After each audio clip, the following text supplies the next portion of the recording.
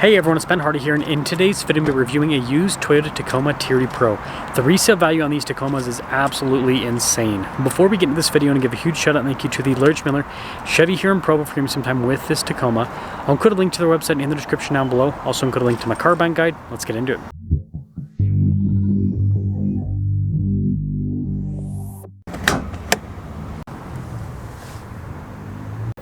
Under the hood we have a 3.5 liter V6 that goes through a 6-speed automatic transmission.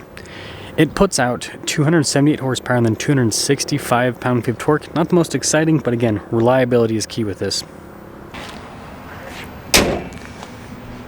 Before we move forward with this review, I do want to mention if you want to see more videos just like this, then I recommend you subscribe because I post content every single day. Now, the reason I picked out a TRD Pro Tacoma is the TRD Pro packages typically have the best resale value out of any of the other packages on the Tacoma. And let's go over a few key details. So, you've got the hood scoop there in the center. You can see it says TRD Pro there on the decal, which is pretty cool. This one's finished in Solar Octane, which pretty special color, if you ask me. Got the Toyota's newer headlights for the Tacoma, at least for this generation. These came out in 2020. You've got the rigid fog lights there at the bottom. We also have extra skid plate protection with the Pro version here, so TRD skid plate there at the bottom. But yeah, just generally speaking, it's a cool looking truck. Not the most aggressive all-terrain tires from the factory with these Pros. Those are things that you should probably upgrade right off the bat. But you've got quite a bit of sidewall. That's one of the cool things about this generation of Tacoma. A lot of them would have 16-inch wheels. This one included, you guys can see the setup right there on the tire. And because of that wheel being so small, you just have so much, the ability for so much sidewall with the tires. Now you also have the TRD tuned suspension and Fox shocks with the Pro as well. See the fixed side steps. Here's your full side profile. And in this generation of Tacoma, it's a good looking truck. It's one thing to note. TRD Pro there on the side. You can see the blacked out exhaust tip down below, which is pretty cool. Even the taillights, you know, they're not the most modern looking, but you know, I don't know, they look pretty decent if you ask me. This one has a tonneau cover on it, which is pretty cool. Now, one downside with the Tacoma is the space. Being a mid-size pickup truck, you've got like an okay amount of headroom, but not a ton of space down on that part right there with the legroom. I do like this trim here on the side of the door panel. It's pretty cool. And then popping up front, same thing with the trim, holds up very well over time too. Also, payload on this is not great, 990, so not a massive amount.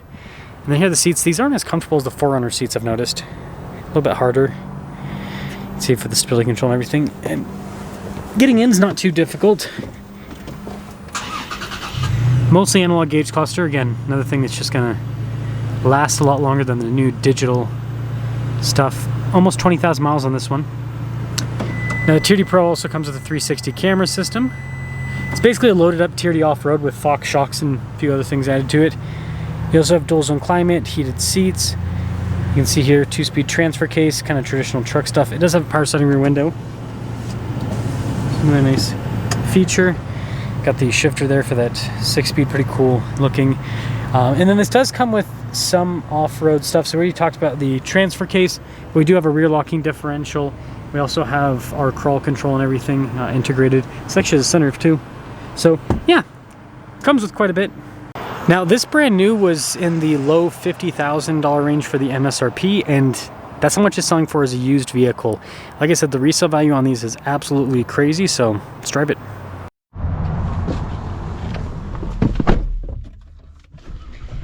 I don't know why the seatbelt's already buckled in, but safety first, folks. There we go. Well, Toyota Tacoma. And you know, because of my quote-unquote Utah accent, sometimes I feel like instead of saying Toyota, I say Toyota. Duh. I don't know why, but it's a thing that I know. When I'm editing, it's funny. Obviously, like, I can hear myself talk, but I'm just going, you know, there's a difference between hearing yourself talk and then listening to yourself on recording. So when I'm editing videos, I'll sometimes just pay closer attention to how I say words, and it's funny.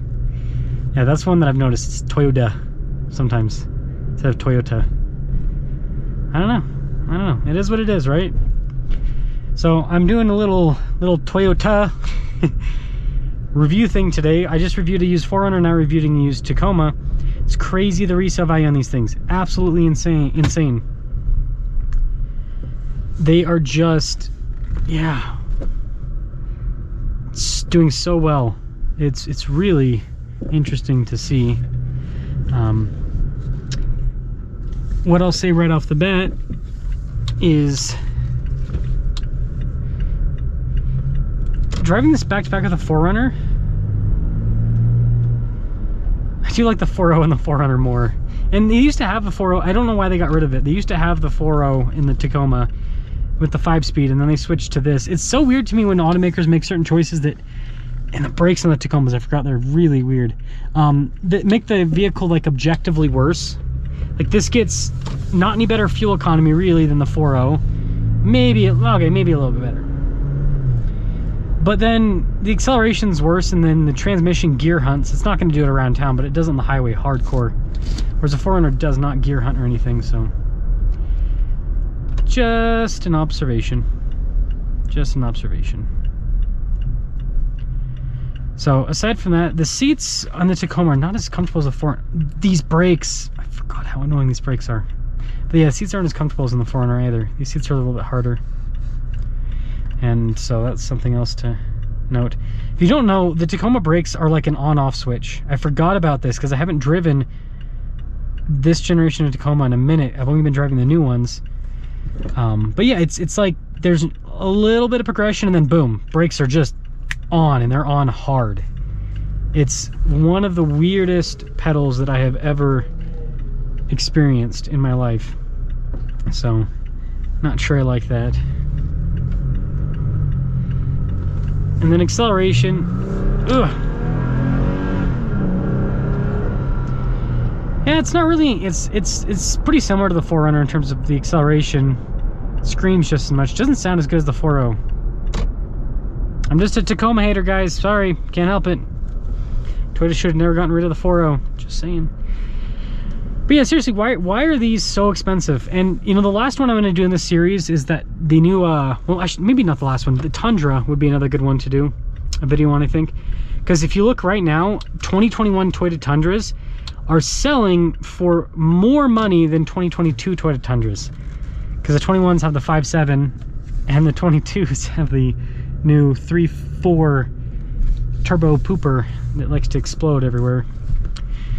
Look it up on forums. So yeah, this is, I think this should be like a wake up. In the 4Runner video I kind of talked about this a little bit, but I'll kind of reiterate and yeah, make a point here. I think this should be a wake up call for Toyota. They're like, this is, and this should be a wake up call for a lot of manufacturers. Like if your old product is holding its value better than your new product, and your new product also isn't selling as well as your old product, like, you know, Toyota's still selling cars at a pretty rapid rate because you got enough cultists over there. And I own a Toyota, so I'm allowed to say this. But yeah, things are definitely slowing down quite a bit for Toyota, especially on the new Tacoma. And I promise you, the new Land Cruiser will slow down. The 4Runner will be hot for 2 seconds, and then people will have them blowing up left and right, and then they'll stop buying them. So yeah, I don't know. I think it should be a wake-up call and say, hey, we made a mistake. We shouldn't have gone all in on this turbo hybrid crap that's going to blow up. Maybe we should have just changed the transmission and added a hybrid and kept the same engine. Like, so many people, okay, you take this 3.5 V6 or the 4.0 V6, you slap a battery, a bigger battery with it, you put a more modern transmission with it, and that will sell like hotcakes. And guess what? People that own this will think that it's the best thing since sliced bread, because this truck sucks when it comes to acceleration. You give this truck a modern transmission, and my goodness, without any other changes, it would be so much better. And then you add a hybrid to it, right? Just the same thing they do with the Prius, where it's a naturally aspirated engine with a hybrid. You do that with the Tacoma, and you do that with the 4Runner, and Toyota would be sold out for, they wouldn't even know what to do. Toyota would be rolling in so much cash from all the vehicles they're selling, they wouldn't know what to do with it. So that's my 2 cents on that. And yeah, I think this generation of Tacoma is going to do the same thing that the Tundra is doing, where it's going to continue to sell for close to original MSRP for a long time, because people know you can get hundreds of thousands of miles out of this, whereas the new stuff, it's like they can barely go 10 or 20,000 miles without having to go through an engine. It's ridiculous. That's all.